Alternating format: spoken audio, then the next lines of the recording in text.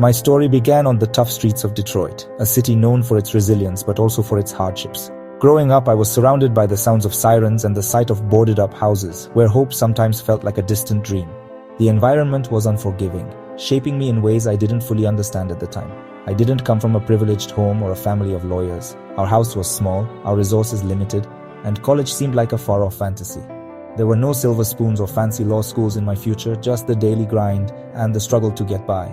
As a teenager, I fell in with the wrong crowd. I made choices that led me down a dangerous path, and before long I found myself in trouble with the law. The streets taught me hard lessons, but they also threatened to define my future. Through it all, my mother was my anchor.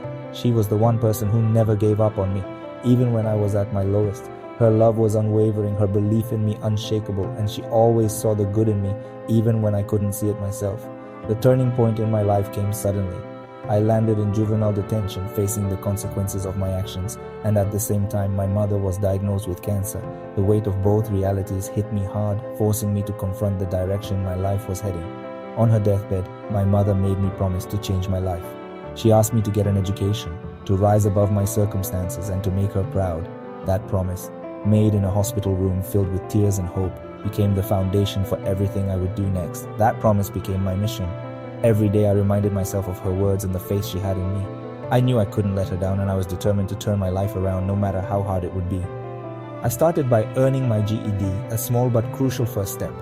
I enrolled at Eastern Michigan University, juggling classes during the day and working multiple jobs at night to support myself. There were times I wanted to give up, but I kept pushing forward, driven by my mother's memory. Many people doubted me because of my past. I faced skepticism and judgment, but I refused to let my mistakes define me. I was determined to honor my mother's wish and prove that change was possible, not just for me but for anyone willing to fight for it. After college, I set my sights on law school, a dream that once seemed impossible. I became an attorney, and then, in 1995, I made history as the youngest judge in Michigan's history. Each step was a testament to perseverance and the power of a promise kept. It was a full circle moment, going from being locked up as a troubled youth to delivering justice from the bench. I understood firsthand what it meant to be given a second chance, and I wanted to offer that hope to others. I sat on that bench not just as a judge, but as someone who truly understood the struggles of those before me.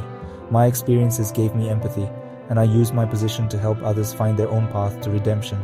My journey is living proof that you can break the cycle, overcome adversity, and build a better future for yourself and your family. No matter where you start, it's where you choose to go that matters most. Every day I carry my mother's faith and love with me. Her spirit guides my actions, reminding me that with determination and support, anything is possible. After a few years as a judge, my story caught Hollywood's attention. Producers wanted to bring my brand of justice to TV, a real judge with a real past. I hesitated but realized this was a chance to inspire millions. The transition from courtroom to studio was a challenge, but I embraced it. We launched Judge Mathis in 1999, blending real justice with entertainment. Viewers connected with my story and my style, tough, compassionate, and relatable.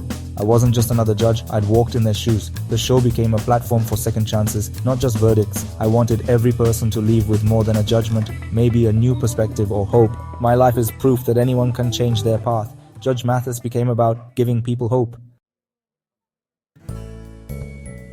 What truly sets my show apart is authenticity.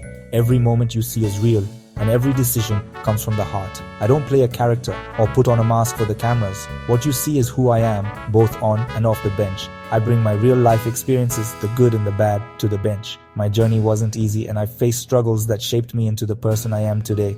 Those lessons, learned the hard way, guide every ruling I make. I connect with litigants by sharing my past, not to boast, but to show I understand where they're coming from. When people see that I've walked a difficult path too, it breaks down barriers and opens up honest conversations. My approach is part legal ruling, part life coaching. I don't just hand down verdicts, I try to offer guidance, support, and sometimes a new perspective that can help someone turn their life around. I dig deeper than the dispute, looking for the real issues: hurt, disrespect, broken communication. Often the case is just the surface. Underneath, there's pain that needs to be addressed before true resolution can happen. I use humor to break tension and help people see their situation differently. A little laughter can open minds and hearts, making it easier for people to accept the truth and move forward. It's not about making fun, but about connecting on a human level. When people feel seen and heard, they're more willing to listen and grow. I'm not afraid to get tough. Tough love can be the wake-up call someone needs. Sometimes people need to hear the hard truth, even if it stings in the moment. I challenge people to do better because I know what's at stake. I've seen what happens when people don't get the support or push they need, and I refuse to let anyone give up on themselves in my courtroom. Sometimes a harsh reality check is what saves a life. It's not easy, but it's necessary if someone is going to make real, lasting change. I wish I'd had that intervention when I was young. If someone had stepped in and believed in me, maybe my path would have been different. That's why I do what I do. My courtroom is about more than the law. It's about changing lives, one case at a time. That's the Mathis Method, and that's what makes this show truly special. Some cases stay with me forever. They aren't just files or names on a docket. They're people with real struggles and real hopes. The impact of these stories lingers long after the courtroom empties. I remember a young man angry and headed for trouble, just like I was at his age.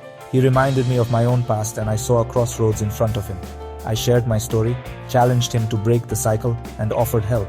I told him that change was possible, but it would take courage and commitment. I promised to support him if he was willing to try.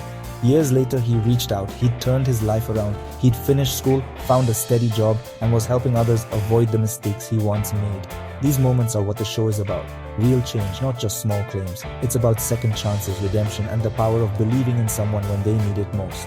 I often order counseling, anger management, or education, and I follow up. I want to make sure people have the tools to succeed, not just a verdict to remember.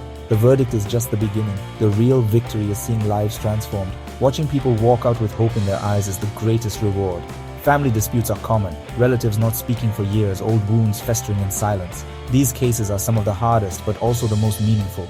In my courtroom, I force real conversations and help them find common ground. Sometimes it's the first honest talk they've had in years. Sometimes people just want to be heard or get closure.